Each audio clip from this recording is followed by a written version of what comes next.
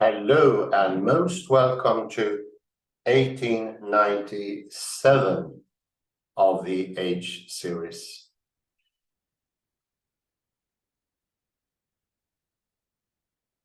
We will today start an article by J.V. Canfield. We have before in connection with Wittgenstein and Zen, if I remember correctly. It's called Private Language, the Diary Case.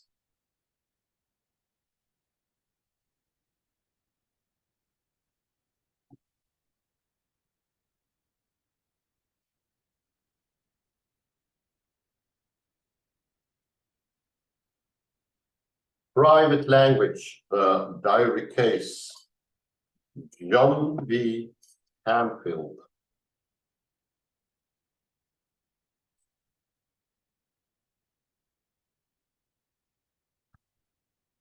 Yeah, maybe a bit larger, 220, maybe something like that.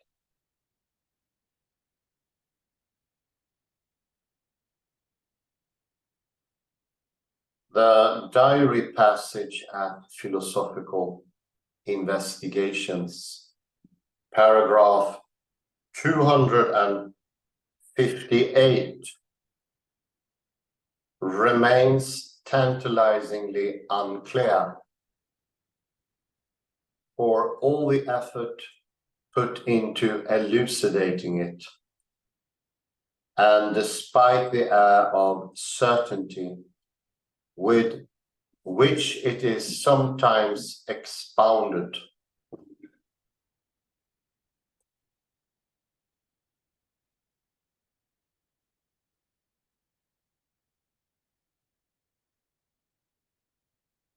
the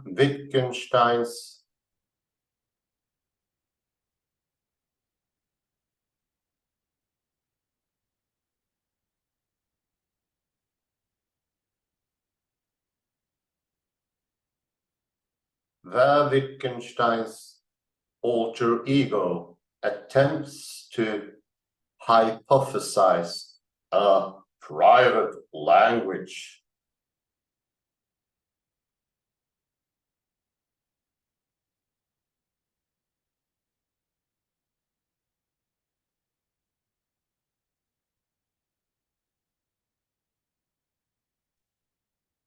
A diarist gives the sign S a special sort of ostensive definition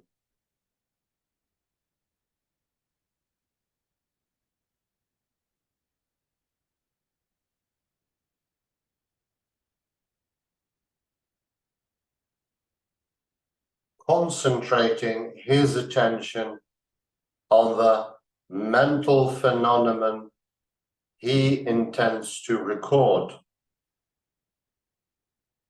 He impresses on himself a connection between sign and referent.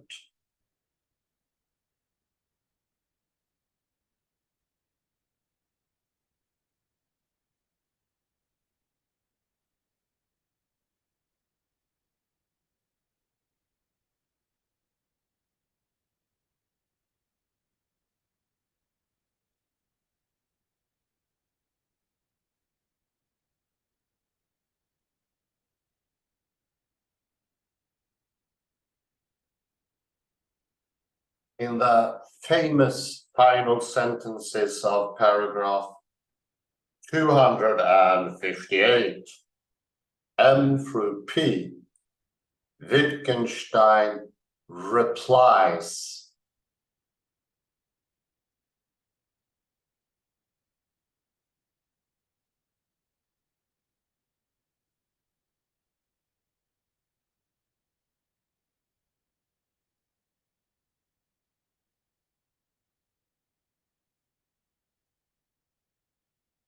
but I impress it on myself can only mean this process brings it about that I remember the connection right in the future.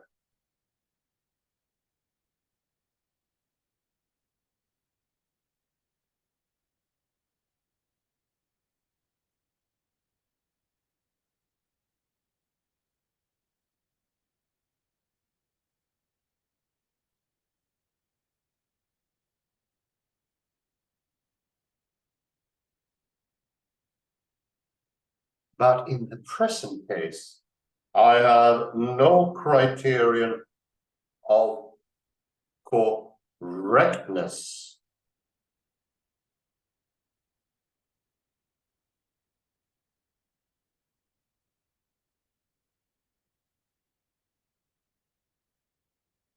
One would like to say whatever is going to seem right to me is right. Right.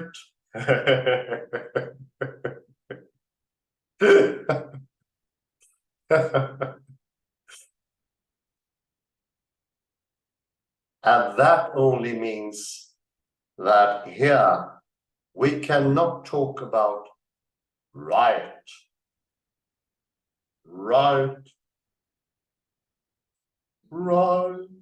Right.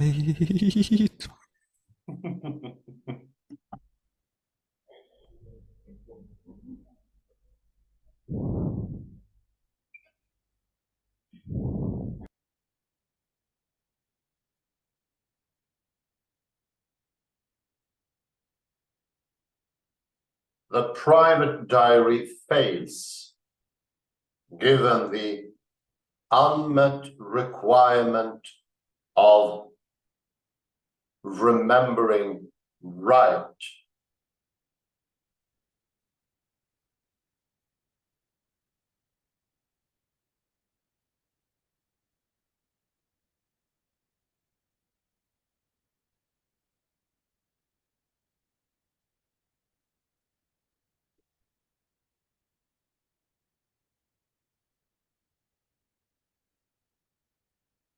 There are mysteries here to spare.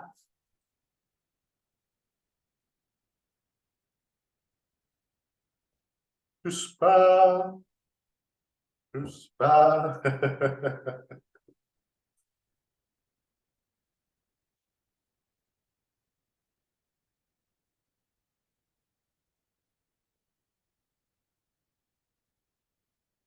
Statement M.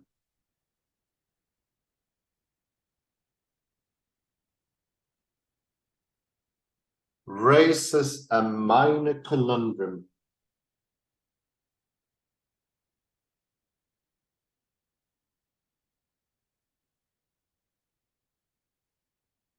I must remember the connection right in future, but it is not immediately clear why.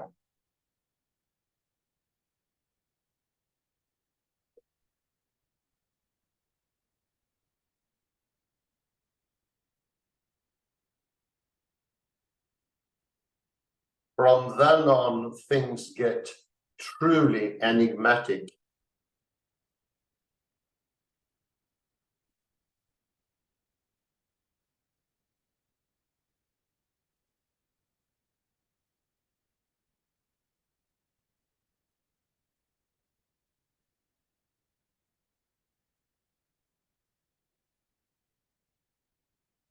One could be forgiven for considering the transition to that next sentence a typical Wittgenstein non sequitur.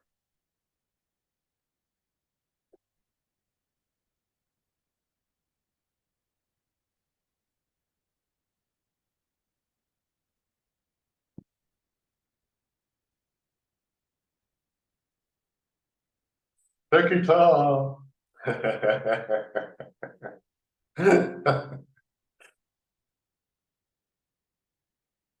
He notes that the diarist has no criterion of correctness.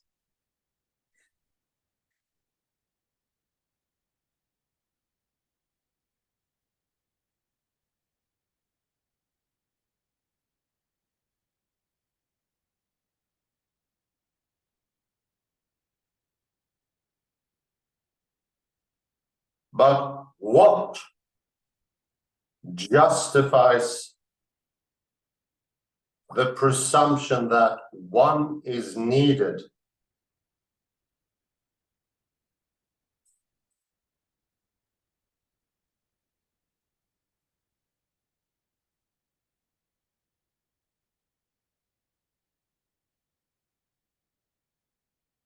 some stale-dated verificationism, perhaps?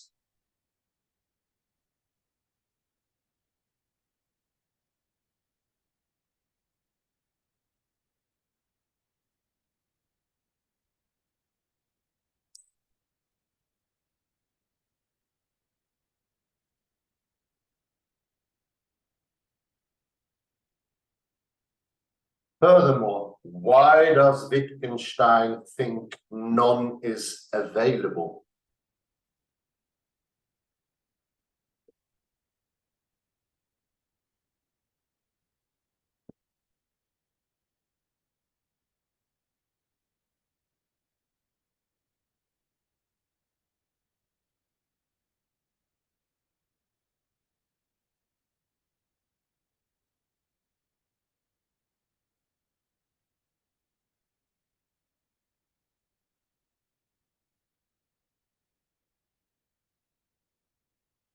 This last, obviously crucial question gets different answers in the secondary literature.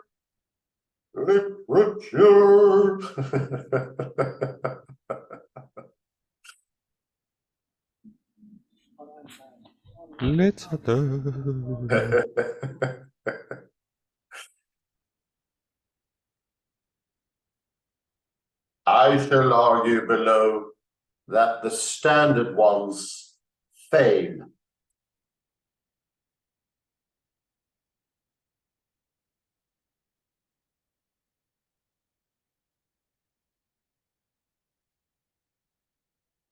And what is a criterion anyway?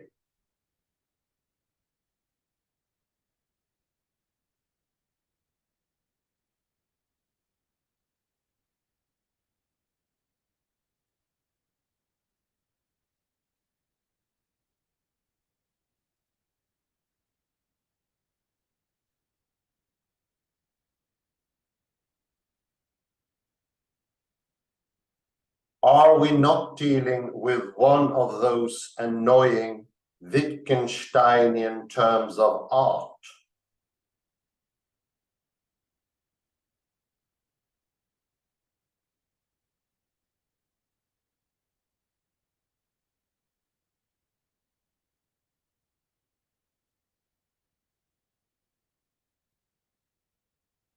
Like language game or form of life that no one ever succeeds in understanding.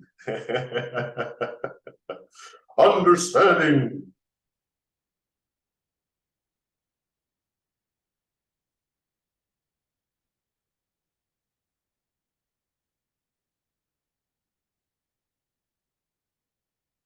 How can we accept an argument built on such a much debated and still cryptic notion? Cryptic. Into the crypt. Scary.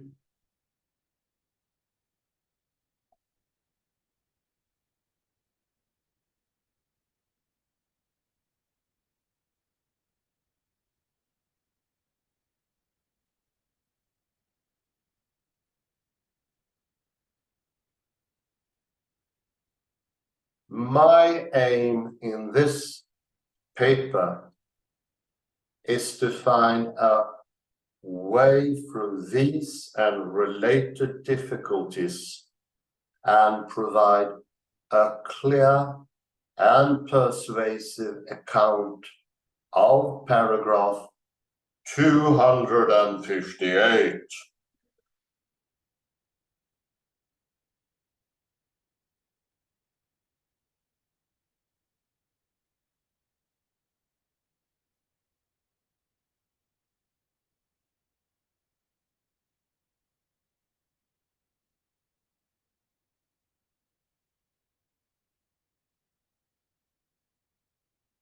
After some observations about method and about the context in which paragraph 258 occurs, I shall consider briefly its initial statements.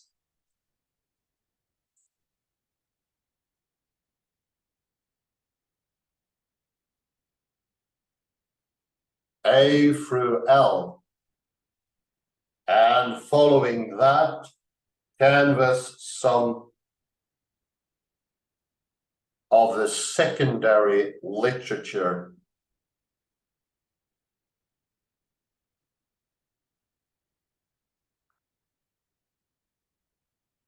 My concluding sentence by sentence, and between the sentences account of paragraph 258, M to P, will include a reply to what I consider the major substantive objection to that part of the investigations.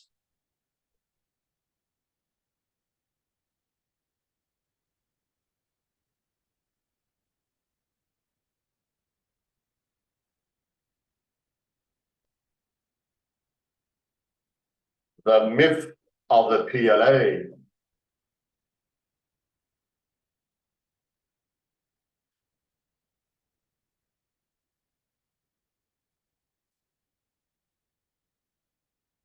It may appear that the key to understanding Wittgenstein's later thought is to grasp its center point, some elusive and obscurely presented refutation of the possibility of a metaphysically private language.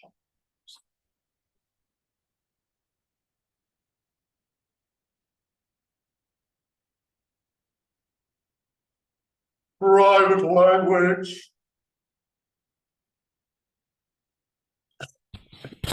Private.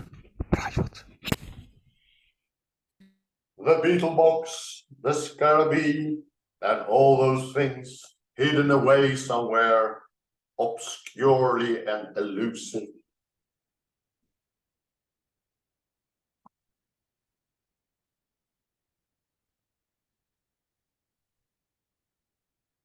In contrast, I believe we can only understand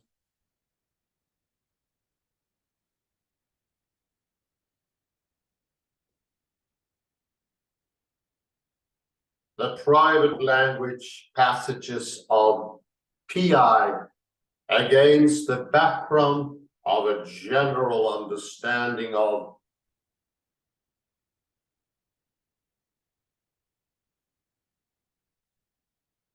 Wittgenstein's later thought.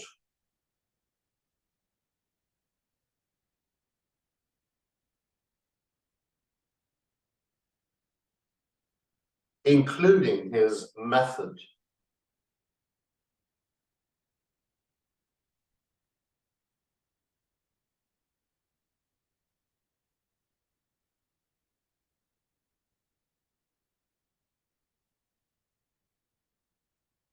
The letter dictates that there is no such thing as the private language argument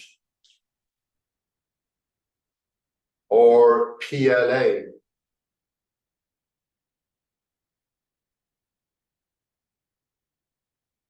Some knockdown argument hidden away in the text of investigations.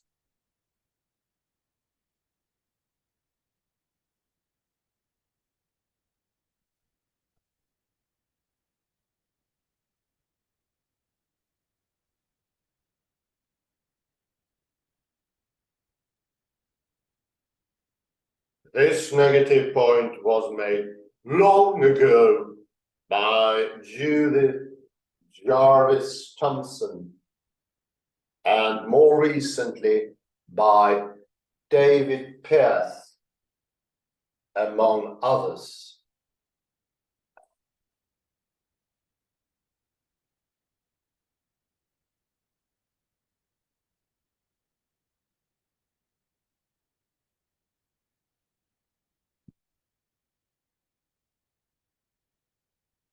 But the assumption of a private language argument still has a secure place in the minds of many.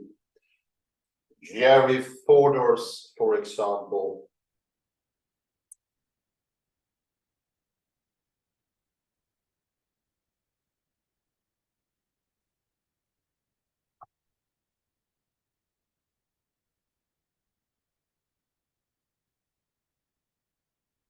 This mentally story is about as un-Wittgensteinian a view of the conceptual geography as it is possible to hold.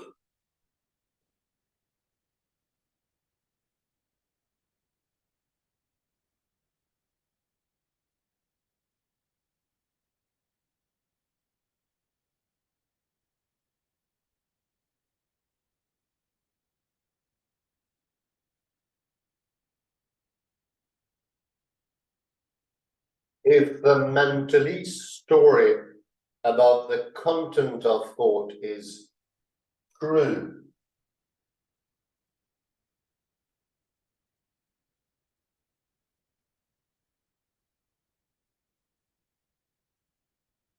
then there couldn't be a private language argument. Good. Good. My God.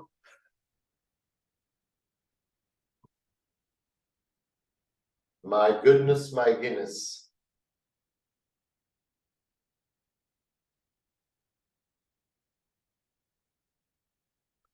That explains why there isn't one.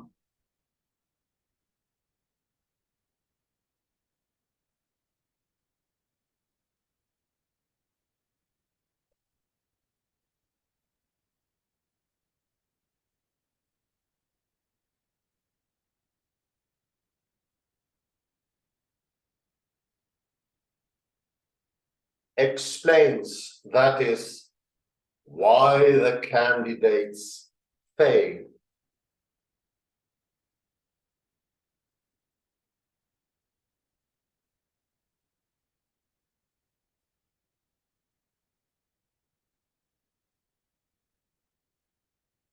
But Wittgenstein never proffered such a thing.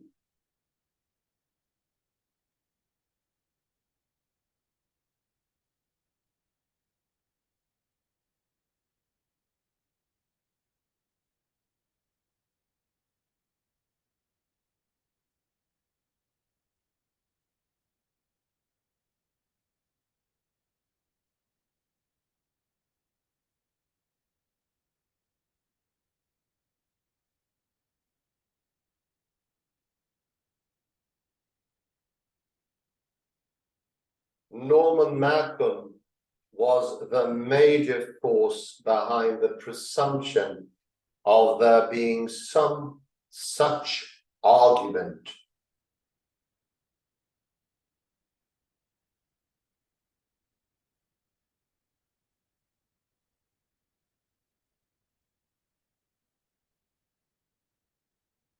Argument, argument.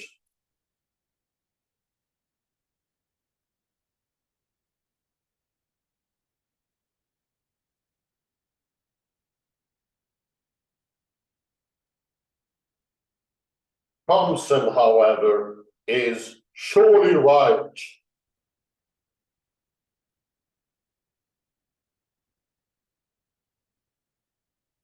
He's right.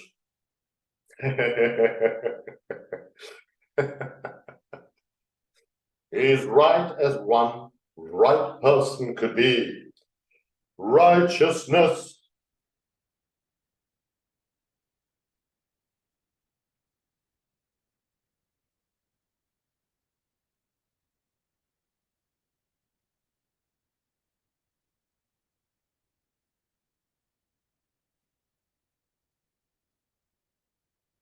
If Wittgenstein advances no philosophical thesis, still less would he scatter the premises alleged to prove.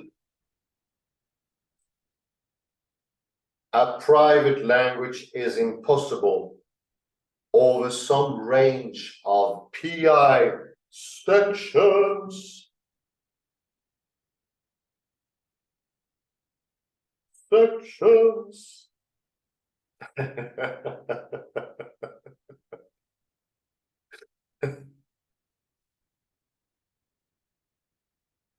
Echo, come in.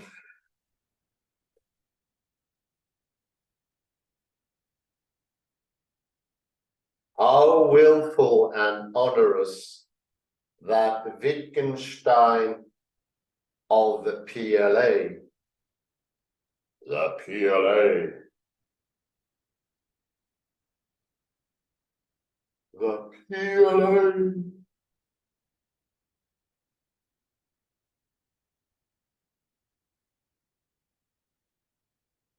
rather a fair reading of Wittgenstein will honor his methodological dicta. Dicta. Dicta. Hello, Echo, where are you? Dicta.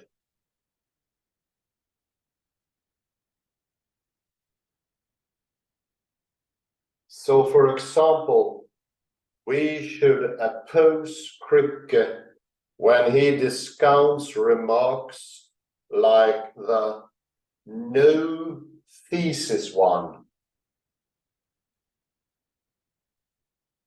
and speaks of a Wittgenstein who might perhaps cagily reject the metaphysical views ascribed to him.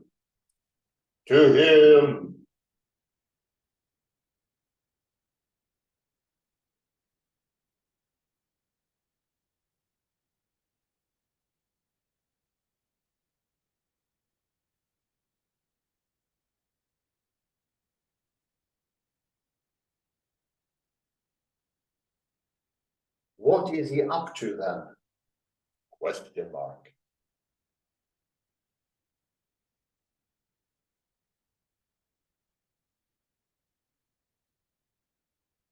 In his terms, metaphysical pictures arise when, fooled by false analogies, we misunderstand our language.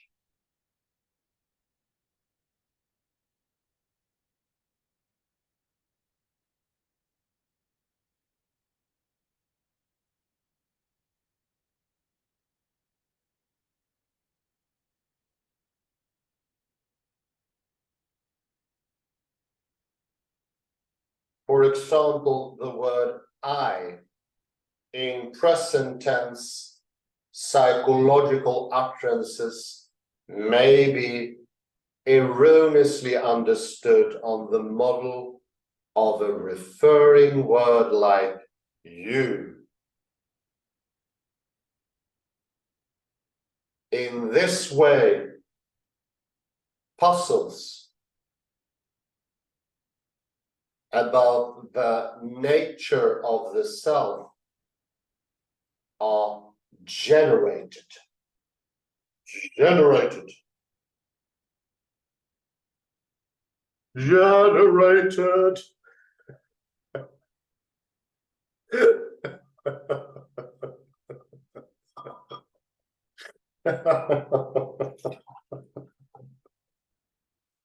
Generation after generation.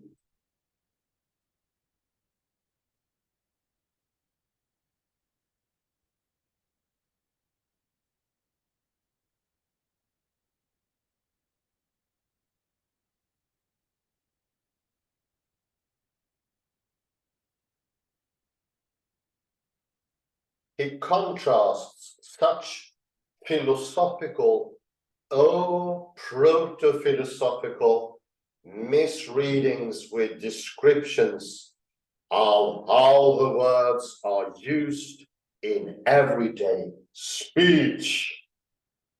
Speech.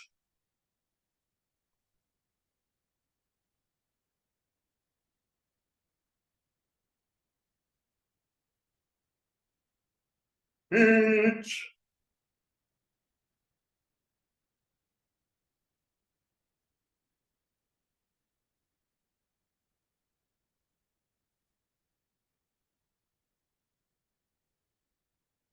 By engineering such confrontations, Wittgenstein's would make disguised nonsense plain.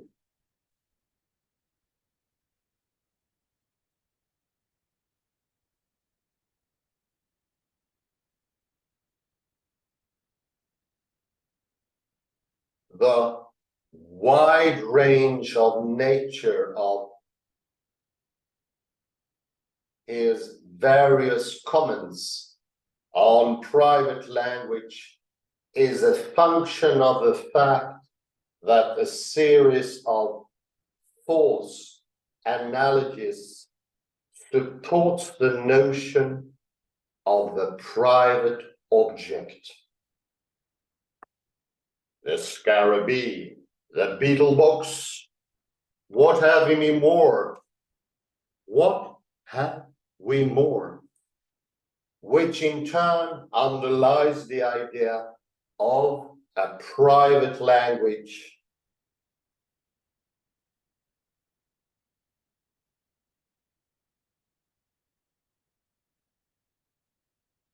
And these must be dealt with one by one.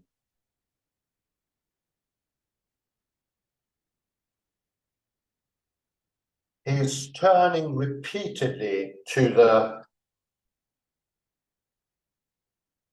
same or closely related point, is explained by the fact that the philosophical intuitions he battles are deeply rooted.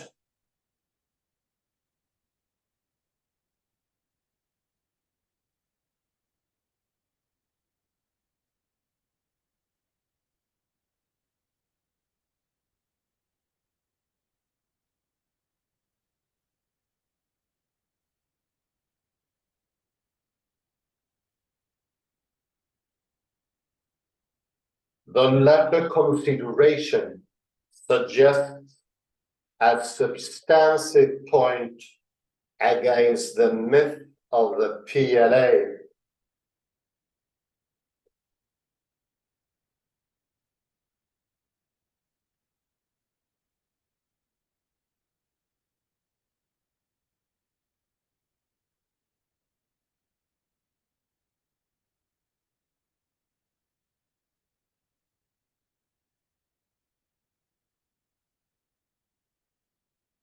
Thomas Reid observed that if your path takes you to the coal pit, you know you made a wrong turning somewhere. It's a very apt point.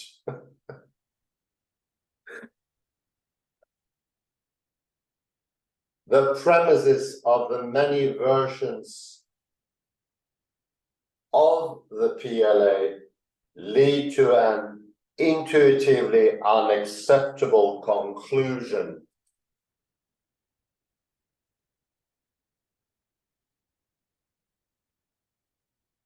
Conclusion. Where are you, my echo? Conclusion.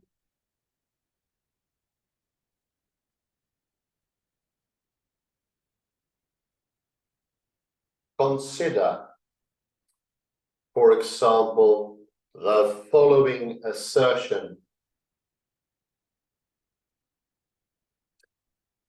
To name something is to give a certain expression, a use within a language game.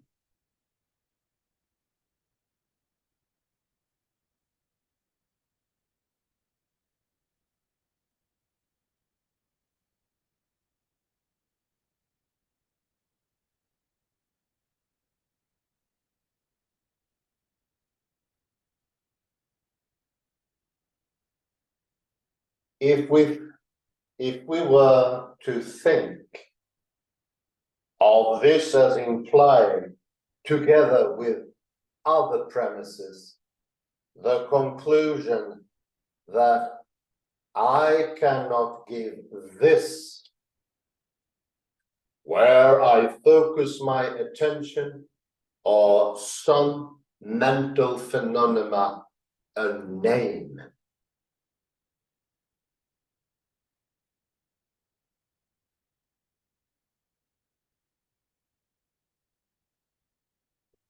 Then, convinced that the conclusion is false, we shall prefer modus tollens to modus ponens.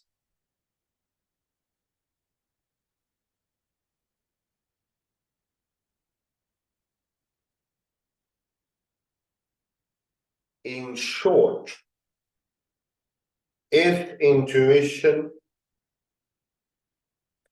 is to be our guide, the conclusion of the PLA is the coal pit, and we must retrace our path.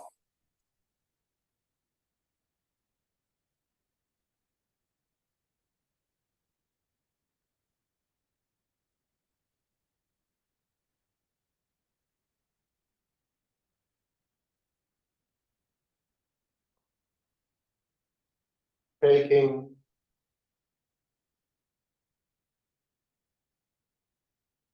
Wittgenstein's remarks on method to heart will affect a certain devaluation of paragraph 258.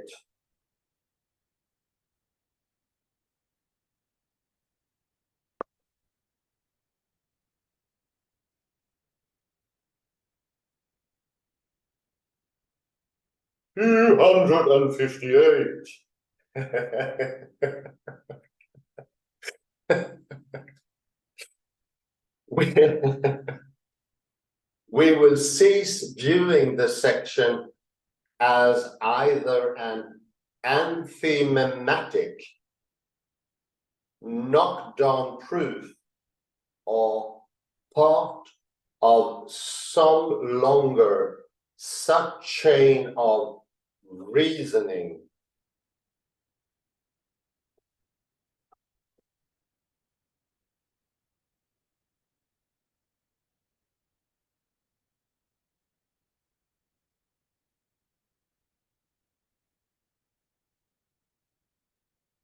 Removed from its traditional position at the core of PLA, 258 becomes just one more entry in the series of contrasts between philosophical picture and use. And use.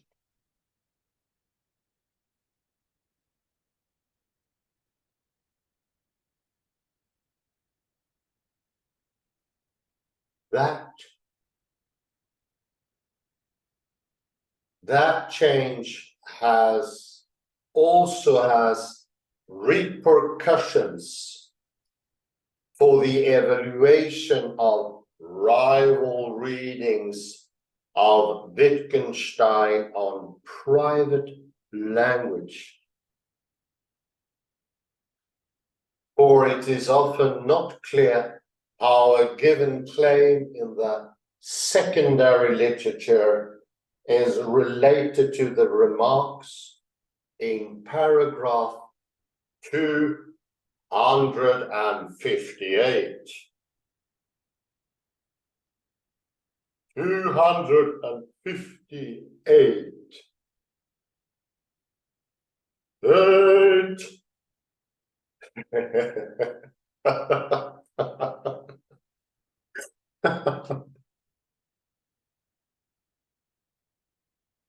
Such claims often float free of the text and become undecidable.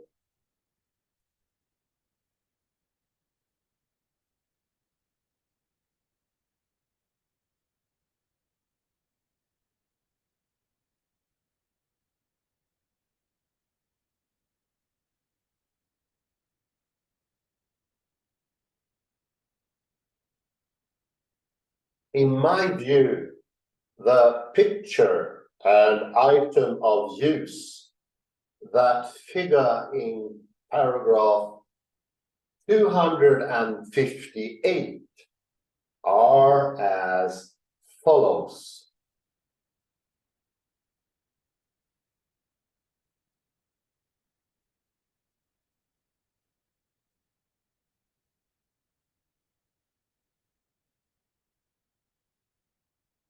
The person who sets out the diary example has likened the assumed inward act of associating symbol and referent with a public act of ostensive definition. Very important, aptly put by Canfield.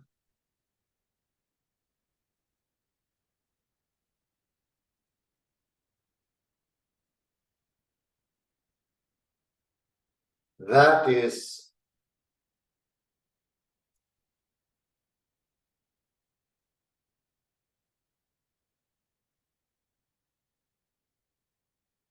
he has implicitly understood the one on the model of, or by analogy to the other. Paragraph 258 points out a discrepancy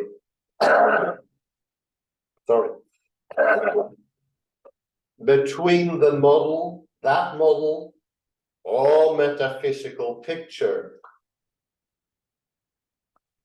and one feature of ostensive definition proper.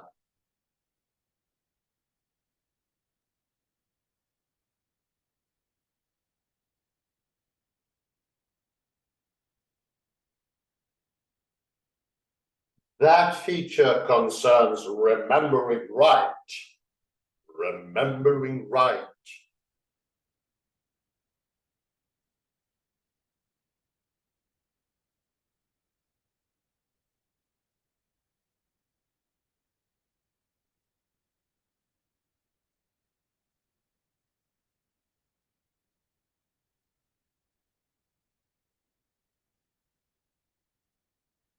In ostensive definition, as we know it in real life, a person in making subsequent judgments rightly remembers the sign referent connection, the definition established.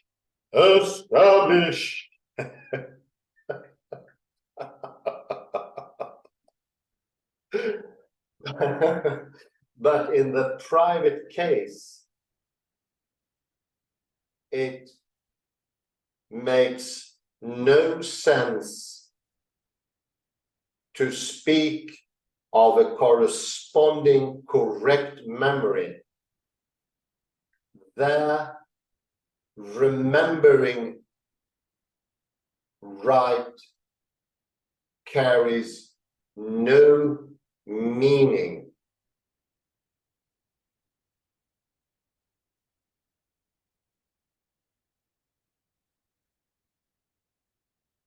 It lacks meaning, Wittgenstein says, because it lacks a criterion. And now the difficult exegetical problems arise. Arise!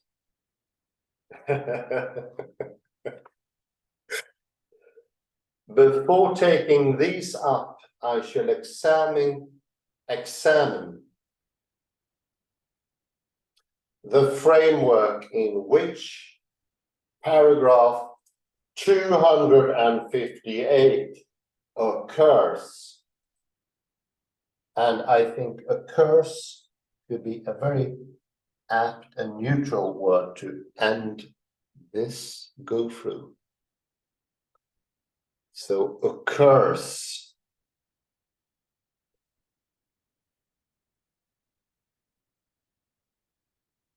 At page 379.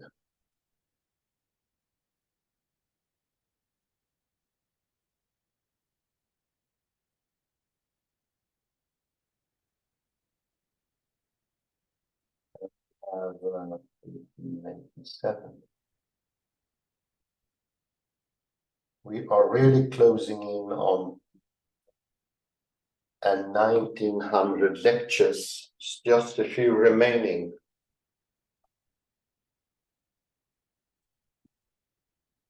For the big lasting 1900 lectures,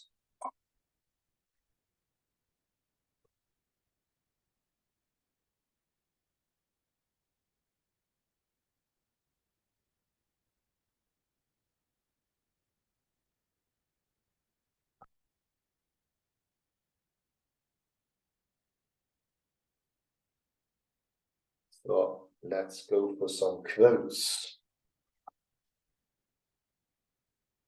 Paragraph 258 is the diary case, and one of the more elusive of the paragraphs, no doubt.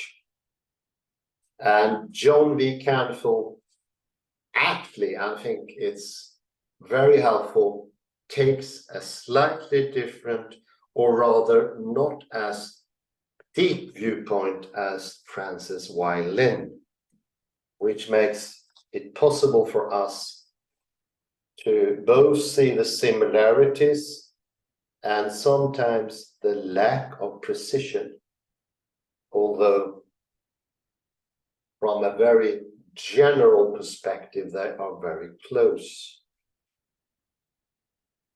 And I think you can remember the name Peirce. He's been mentioned before. Not too many lectures ago, I guess 4 or 5, when we read the last paper by Francis Y. Lynn.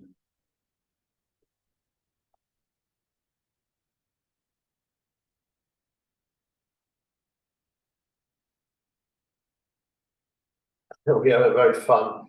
There are some humor here, which I think is very important for the understanding. I'd say once you're stuck in the private language, humor disappears. And Canfield has a really fun thing here. It's the 3rd paragraph on the very first page, if you may call it.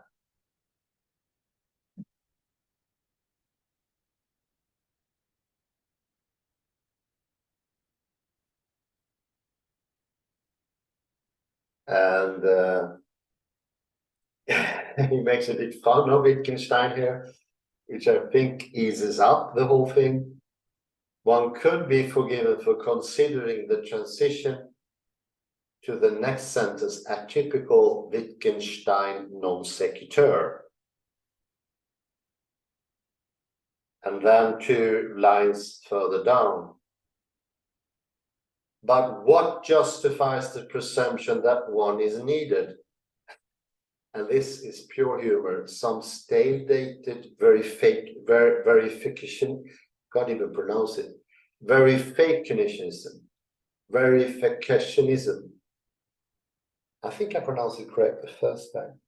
Verificationism. There I got it. And this is, of course, the gang from Vienna. It's the Vienna Circle and the logical positivisms of them.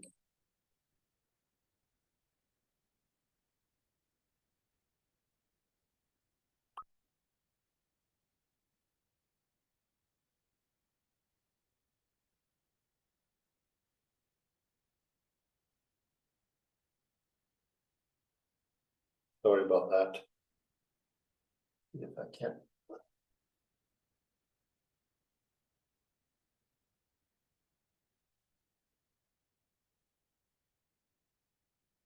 It's the Vienna Circle, and the Vienna Circle was one of the kickstarts to Wittgenstein to really begin his new line of thinking. And this is pointed to that as same time being humoresque. And I think the third thing, verificationism is very hard to pronounce. It's for me as a Swede. In Kalle, you have to give it a go later on. And later he claims, this is from John here, John Canfield, in the 4th little paragraph, if you go a bit further, it's the goal of the whole thing is to look carefully into paragraph 258. And this is an often neglected paragraph. And that is in itself very interesting. Why is it neglected?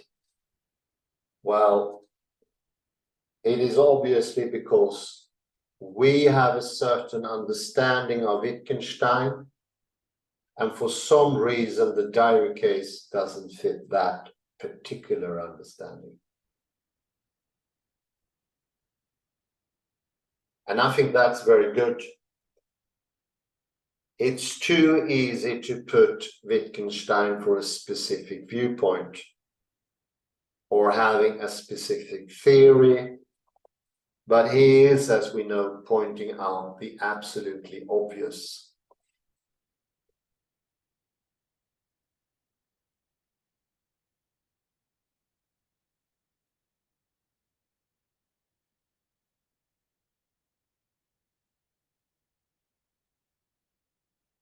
And of course, it makes it even more interesting here when we go into the myth of the PLA. And I know some of you will be gobsmacked here. What on earth? Is it a myth? The fact is, both things works, as a myth or as a reality. It is looking into it carefully and with sharp thinking, or especially with humor, or this turning about things, not taking oneself too serious. And let me quote Edward de Bono: humor is too serious to joke about, and the private language argument are one of those things. The stuckedness, the neck stiffness, if you like,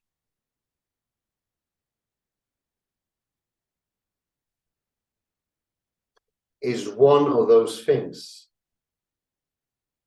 When we zoom into an idea, we get a very clear attitude.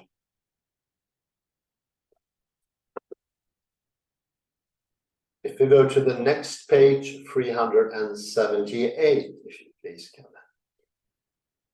On the fourth paragraph,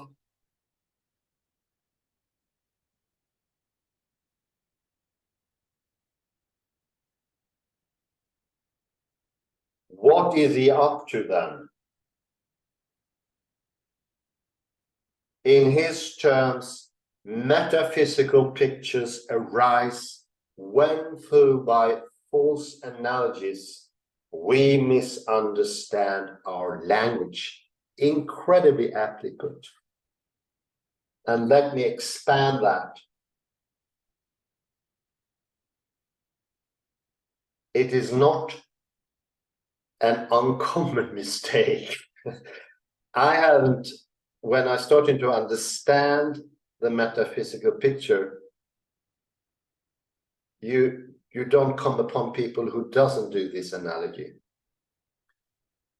It's incredibly easily done. It was made by Augustine. It was made by all philosophers and thinkers. And I would say it was questioned first by the event of Michelson-Morris experiment of 1887, but even more so when quantum mechanics became established.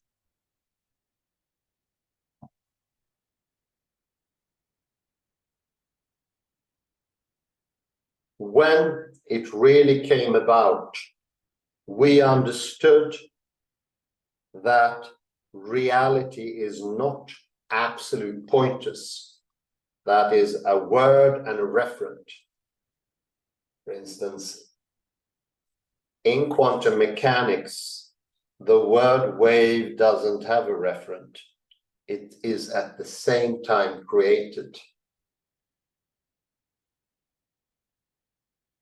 And of course, that gives a completely different view of the reality.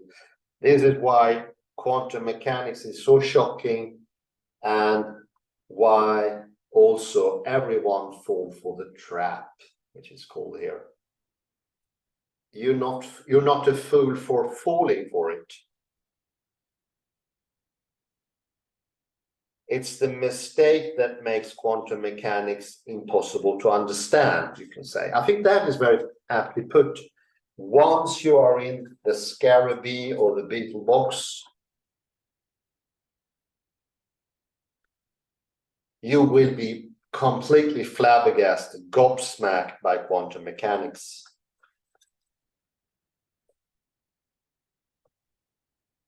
And that is reinforced on the very last line on this page. He's turning repeatedly to the same or closely related point is explained by the fact that the philosophical intuitions he battles are deeply rooted. Yes, they most definitely are at the very core of all thinking today. This is what we've taken up so many times. This is why Big Bang is mostly accepted today, even by physicists. And if you go outside the area of physics, no one questions it. And once accepted, it leads to a machinery of determinism and the fallibility to understand anything whatsoever. So you see, 258 is incredibly important. And this is one of the reasons it's been widely ignored.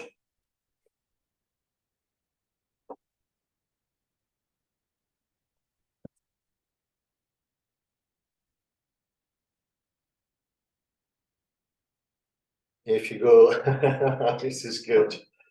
As you go down to line 5 or 6 here, it's a bit beginning with a 2.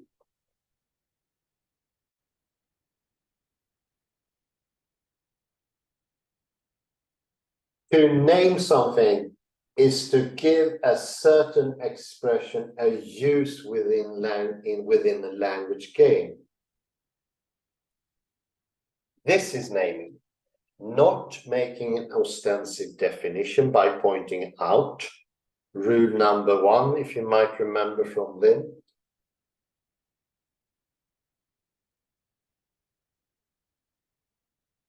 Nor is it rule number 2, that you make a new explanation of something that is already clear. That you say, this word means this, or this word, according to the lexicon, according to a grammar I invented, has another meaning than its use. That doesn't make any sense whatsoever. And that is one of the conclusions where Canfield is absolutely in the right position, I'd say. And of course, this is why Saussure is so pervasive. He is all domineering, and sorry for returning to, I would meet my professor Thursday, but this is why you can say in front of a classroom with 30 people that once upon a time in the future, you will be able to tell whether someone liked the lecture or what they were thinking. Actually, you can give it even further. You can put them into machinery and see what they are thinking. Well, you can have some hints, but you can't know exactly. Remember the manometer. It's an excellent example. It's just fantastic. It's one of the best. Then you know if the pulse is rising, something emotional happened. But what? You cannot know. You can make certain conclusions, but that is not the same thing as to see what's happening. Because to see what's happening is sheer nonsense.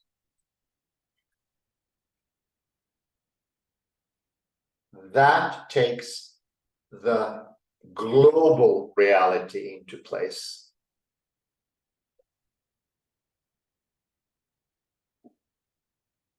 Everything is needed to be included in that, in the global take. Global reality is what we have. Nobel Prize was given last year to 3 physicists who proved global reality. When will it enter into the common mind? Well, this, I'd say, is one of the most pertinent purposes of this lecture series. It will be a revelation, if you like, for everyone. I see, not a single person would be outside of that. If we go further down, you will remember here, and I use the last paragraph we read.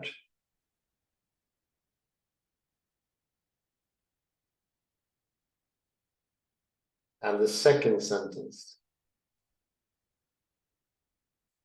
The person who sets out the diary example has likened the assumed inward act of associating symbol and referent with a public act of ostensive definition.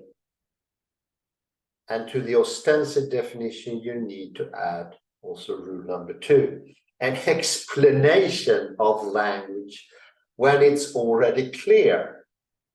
You can't add clarification to language. It is out there. It's part of the stage setting. It's part of everything. So we return to reality as it is. That is rather promising, actually. We no longer need to strive for Platonic reality, nor do we need to go into a priori rules or classical physical laws of physics, nor of language, of how to behave, or other parts that we often associate with determinism.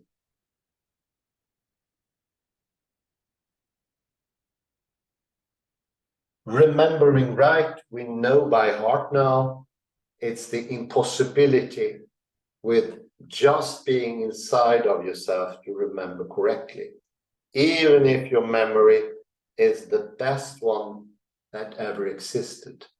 And I think that used to be a title held by a Swedish person, Matthias Ribbing. Even he uses exterior criterion to remember all he remembers. And that is actually the very trick of remembering things. You have a hall, you have a closet, you have something in reality. You just don't have a selection, you do something. It's connected to how you move, what you do in your daily life.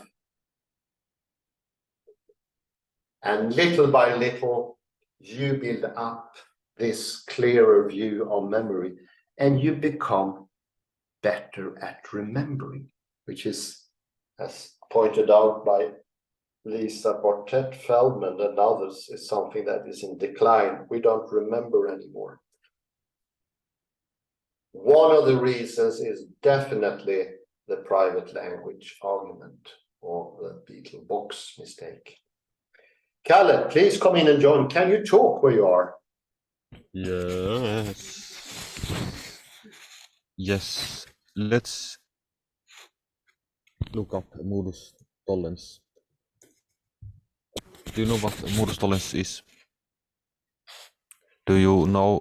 Are you familiar Yeah, with I modus vaguely tollens? remember it from logic. But please repeat. You have to speak more clearly into the microphone as well, because my speaker here is rather bad. Modus tollens is a valid argument form in propositional calculus in which P and Q are propositions. If P implies Q, then and Q is false, then P is false. Also known as indirect proof or a proof by contrapositive. For example, if being the king implies having a crown, not having a crown implies not being the king. Yeah, it's the negative. Yeah, I remember it now. So next time you meet somebody, ask if they know what modus tollens is. If the king implies having a crown, implies having a crown.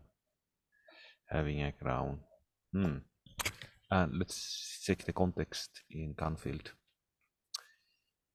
We shall prefer modus tollens to modus ponens. So tollens was what is modus ponens? Check out, it could be important. Modus ponens. I don't know why it gives me this. Let me see. Modus ponens Britannica. Let me see modus ponens. Modus ponens, modus tollens, Latin method of affirming, a method of denying. In propositional logic, two types of inference that can be drawn from a hypothetical proposition. Yeah, modus ponens is potential. It's a hypothetical proposition. Yeah. Let me see if it can give easy example. Okay, ponens is affirming, tollens is denying. And that was the example with the king.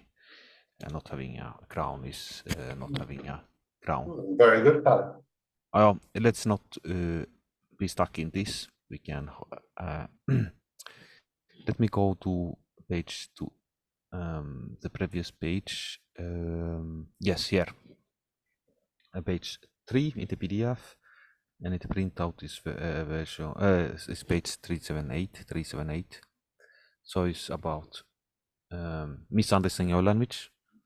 The word I in present tense, psychological utterance may be erroneously understood on the model of a referring word like you. Oh yeah, very good. Yeah. So how are we to understand this? Johans said that I doesn't have a referent.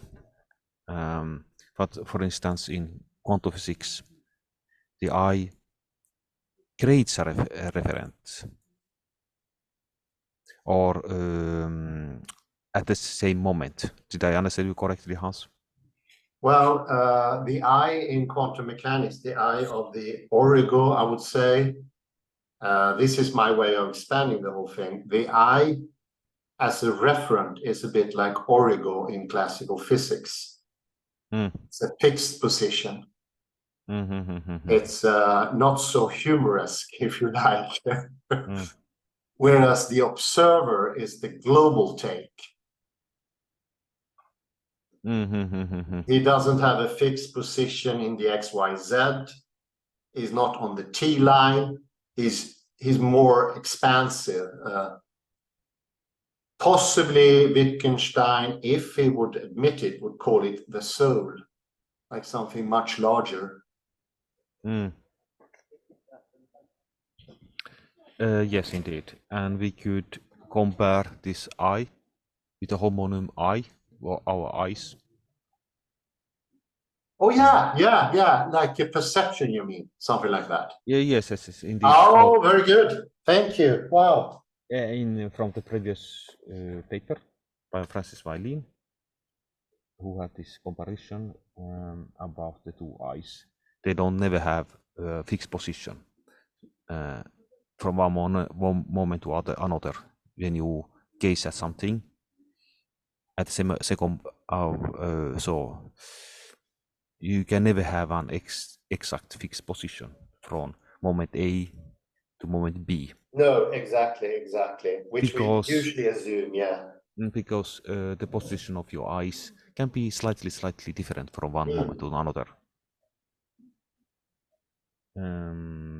So therefore, we cannot have a fixed eye, fixed person. And I would like to also to show you something from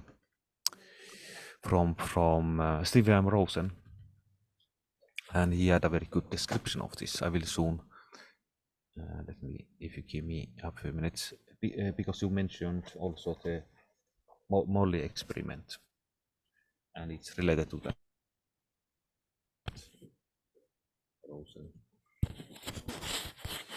Rosen, let me see.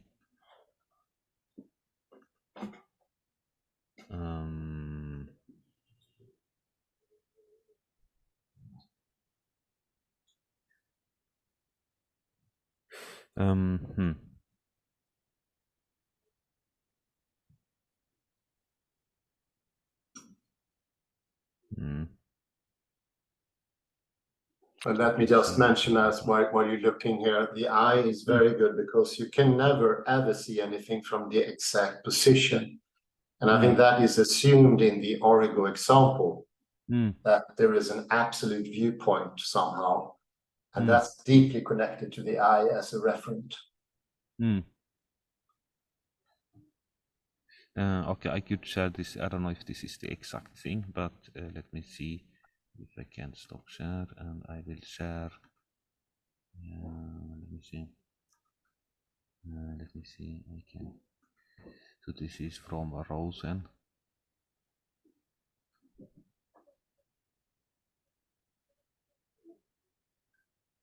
Good old Nicholas and Mordia. Yes, there's a long quotation. There are good quotes, but they're still slightly complicated to understand.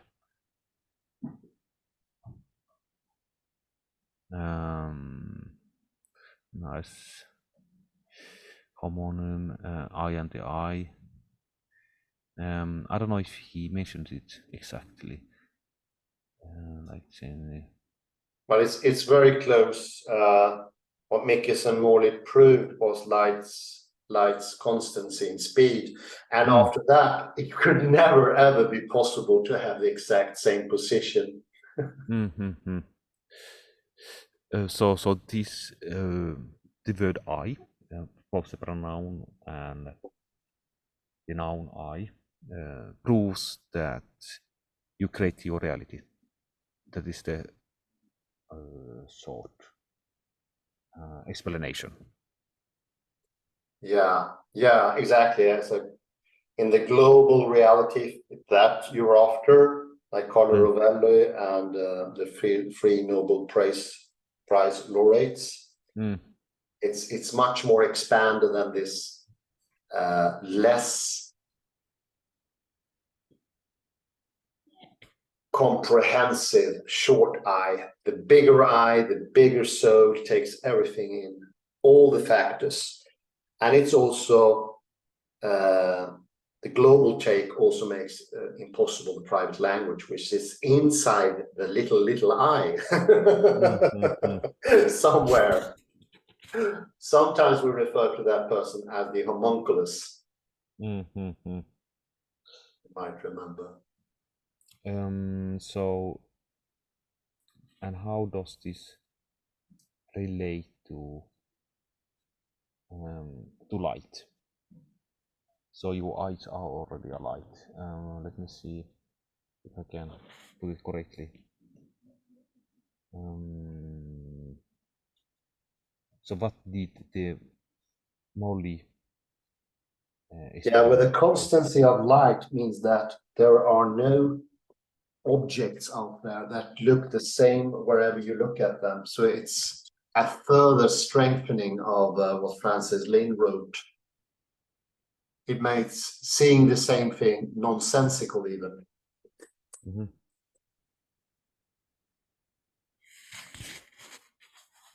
What do you mean? Well, no shape is going to be constant if the speed of light is constant.